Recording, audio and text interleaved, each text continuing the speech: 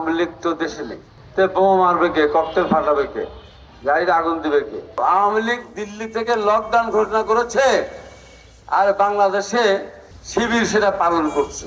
পালিয়ে গিয়েছে 15 মাস আগে। প্রধানমন্ত্রী সহ বাংলাদেশে যত মন্ত্রী ছিল সে সময় মন্ত্রী, এমপি, নেতা, পার্টি নেতা, মসজিদের ইমাম পর্যন্ত, খতিব পর্যন্ত, সেই আওয়ামী লীগ গতকাল লকডাউন দিয়েছিল। শাটডাউন মানে টোটাল লকডাউন না, কমপ্লিট লকডাউন।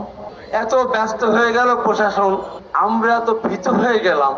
আমি পাবনা থেকে আসবো পরশুদিন রাত্রে, এটা জালসা শেষ করে যখন আমি রওনা দেবো তখন ঢাকার থেকে একজন ফোন করে বললেন যে হাবিব ভাই রাতের বেলায় আপনি রওনা দিয়ে কেন?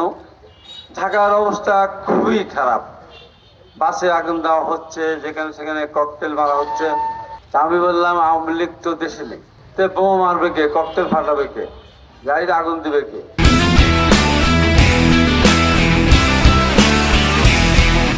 তারপরে আমি রওনা দিলাম, আমার সাথে আমার ভাই জাহাঙ্গীর, ওকে বললাম যে কি করবো জাহাঙ্গীর, যাবে না সকালে? বলে ভাই চলেন রাতেই যাই। তা আমরা ফেরি হয়ে আসলাম। আসার পথে মানিকগঞ্জের চেকপোস্টের সামনে পড়লাম, গাড়ি চেক করছে, নামেন ভাই, পরিচয় দিলাম, পরে নামা লাগলো না। আমার কাছে মনে হয়েছে আওয়ামী লীগ দিল্লিতে বলে লকডাউন দিয়েছে আর বাংলাদেশে আমরা পালন করেছি, আমরাই বোমা মারিছি আমার মনে হচ্ছে। আওয়ামী লীগ আসবে কোথা থেকে? দু একটা জায়গায় ধরাও পড়ছে, নাম বলতে চাই না, বললে তো আমার পরে এমনিই রাগ।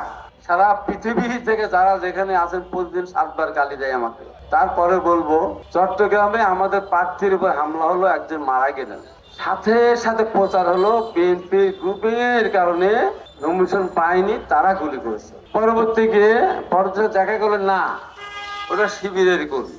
সত্য না মিথ্যা? সত্য। এনসিপি অফিসের সামনে বোমা মারলো, সেখানে ধরা পড়লো সেটাকে শিবির। এটা সত্য না মিথ্যা?